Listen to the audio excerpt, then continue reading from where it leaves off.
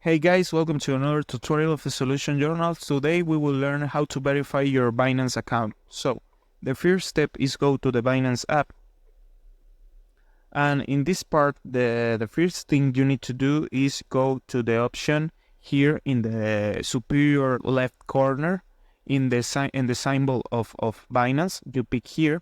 Now in your account, you can see this account is verified, but the process is the next. You pick here in the profile, and now you need to pick in verifications. So when this page opens, this is the process to do identification. So here you got two ways to verify your account. The plus way, the super way of verification, but I have the verification, the simple verification.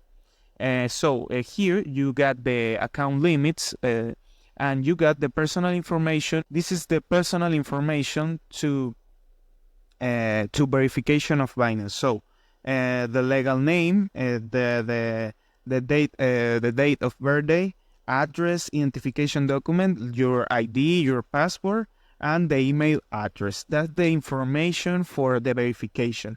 And here you got the limits of this verification. For example, fiat deposit or withdrawal limits, you got the limit for this verification.